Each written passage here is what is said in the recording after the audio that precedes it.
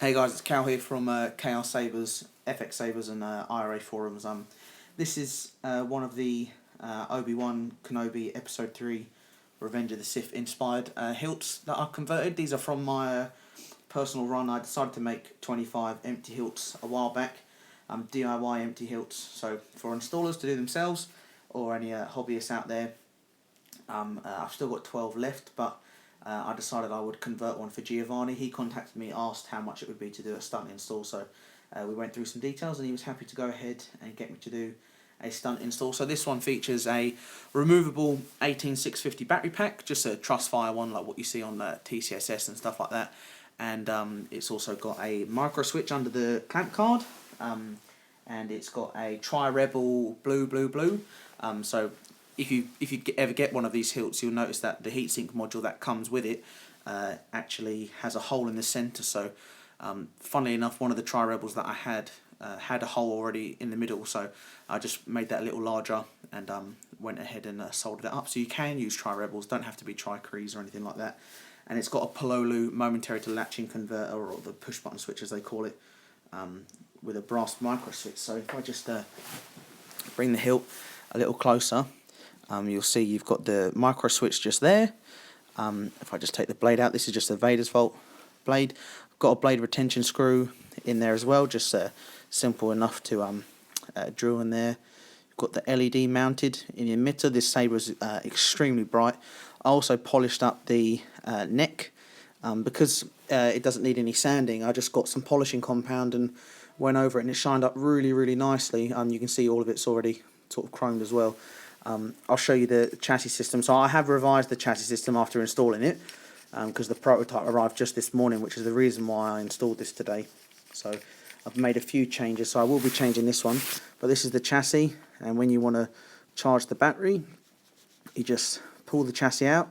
There's some ribbon there. The chassis is held in with quick disconnects. So you'll see that I have sanded away some of the chassis, but that will be in the revised one. So this is going to get a new chassis when it's done. But you just take the battery out. It's got a battery holder, some ribbon there, and then when you're done, you just pop it back in, and it's in there nice and tight. And you can just pop your pommel back on. So it's a precision fit, it doesn't rattle or anything, and it's just a simple way for getting access. You've got a CoverTech wheel there as well. When you hang on your belt, it ties up with the blade retention screw. So definitely a really nice saber now that's got some electronics in it, and it's crazy bright. So if I just pop a blade in there, this is what I meant as well about the thin wall blade. So thin wall blade with the film slightly cut so that it can slide over the LED module like that. And simple enough, you just tap the switch, and that's it. Blue's probably one of the hardest colours to get on camera, but it's a really nice evenly lit blue. Like I said, Vader's Vault blade in there now. I'll try and focus just on the blade, but you can see even for a stunt saber, I mean, it's pretty bright. So more bright than I even expected, but I always had a feeling that stunt sabers wouldn't be as bright, but this one came out brilliant. And I'll just focus in on the saber again, and it just messes with my camera's filter. So first saber video that I've done where there's no sound, but I'm really happy with how it came out. It's a gorgeous saber, and yeah, so I might convert a few of them if there are some left. And you've just got the micro switch there. They do come with the micro switches, so if you need a micro switch for your install, just let me know, because it will come with them, and it ties in nicely. You can hardly really see it.